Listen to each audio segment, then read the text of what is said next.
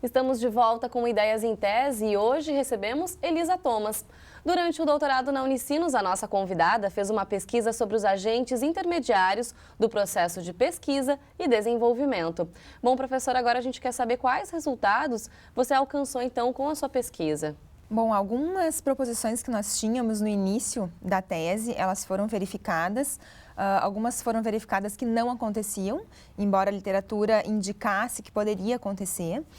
E algumas novas descobertas, então, surgiram, né?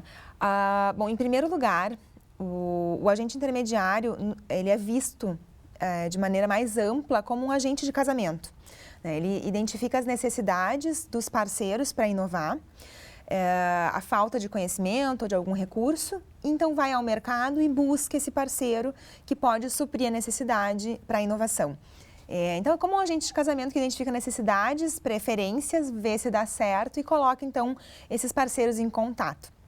Essa é a principal ou a função mais comum do agente intermediário. E isso realmente foi verificado, né? Ele faz essa função. Mas além dessa função, ele tem muitas outras. Então, esses outros elementos que a gente pesquisou ao longo do processo e verificamos como esse agente se envolve em todo o processo.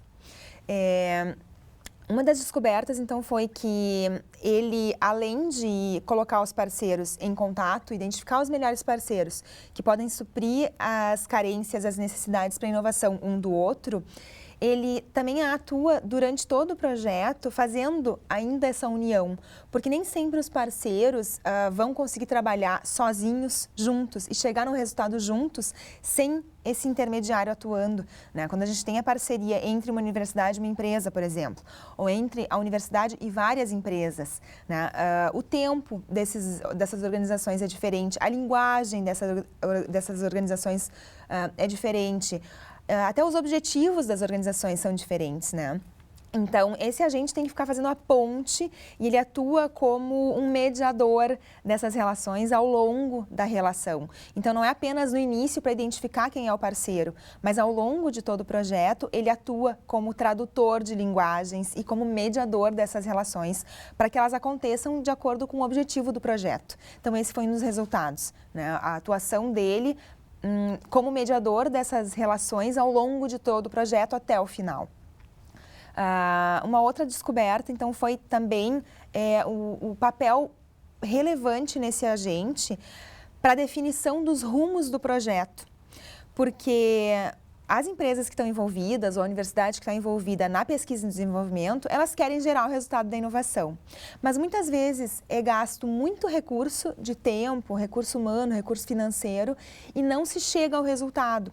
E esse agente, então, tem uma atuação na tomada de decisão sobre os rumos do projeto, né? Se esse projeto está demorando mais do que deveria, está consumindo mais recursos do que deveria, o intermediário ele tem uma atuação e uma influência para dizer, não, vamos encerrar esse projeto, ou vamos mudar o objetivo desse projeto, ou até encerrar ou trazer mais recursos, buscar mais recurso financeiro, buscar mais recurso humano, buscar mais um parceiro.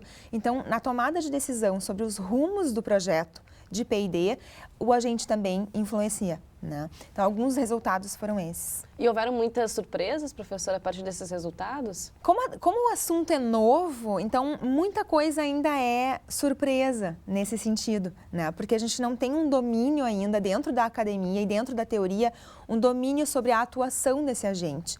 Então, muitas descobertas são surpresas. Eu não chamaria de surpresa, porque a gente espera que vai descobrir algo quando o fenômeno é novo, né? Então, a gente espera descobrir novidades, né?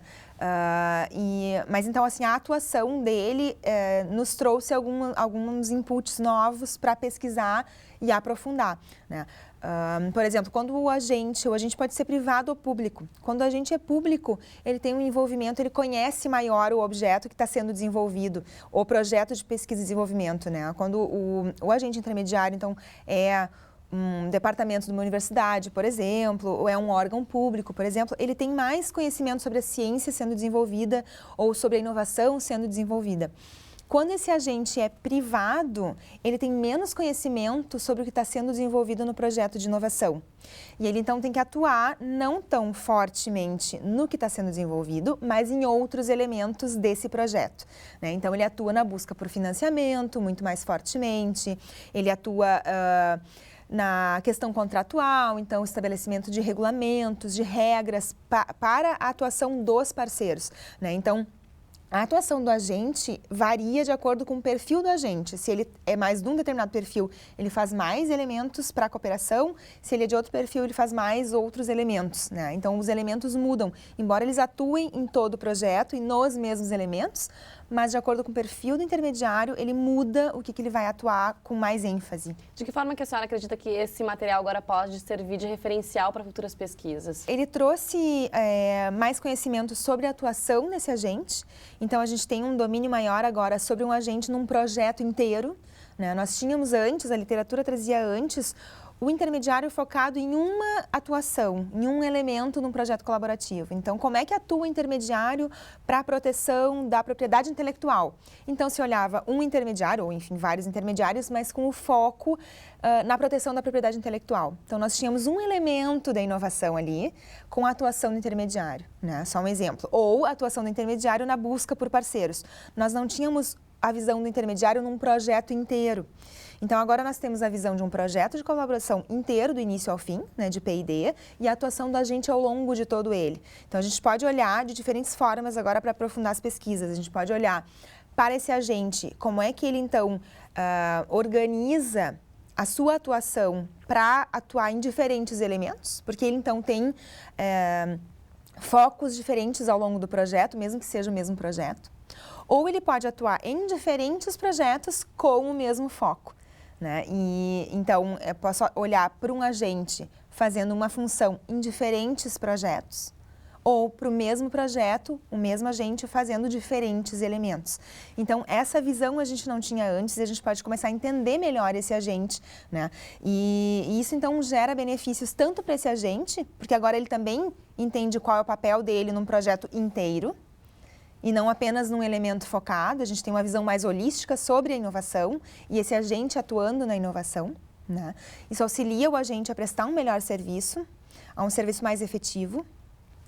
E também auxilia, por outro lado, as empresas que estão fazendo inovação, porque elas também agora enxergam como é que elas podem se valer desse agente intermediário.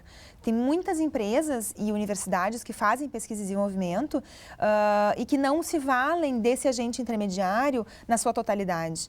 Então, a intenção também para a prática é olhar, é se voltar para essas organizações que fazem inovação e para que elas possam se utilizar desse agente que é benéfico para o projeto, né? E a empresa, então, que está inovando, a universidade que está inovando, ela pode se voltar para a inovação em si e não para outros elementos da gestão, muitas vezes, que desvirtuam o trabalho do pesquisador. A gente pode dizer, então, professora, que vem mais pesquisa por aí da tua parte? Esperamos que sim.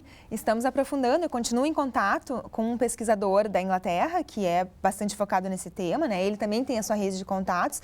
E aqui na Unicinos a gente continua pesquisando esse tema, né? Estamos trabalhando nas publicações. Já apresentamos em alguns congressos, né, os resultados para discutir, congressos tanto nos Estados Unidos quanto no Brasil, para discutir o tema e estamos trabalhando para publicar, então, em revistas científicas e para continuar aprofundando o tema. Tá certo, professora. Muito obrigada pela tua participação, pelas informações e sucesso. Obrigada, eu que agradeço o convite. Obrigada. E se você quer saber mais, a tese de doutorado de Elisa Thomas está disponível no site unicinos.br/biblioteca. O Ideias em Tese fica por aqui. Você pode conferir essa e também outras edições do programa pelo canal youtube.com/TV Rádio Unicinos. Até a próxima. Tchau.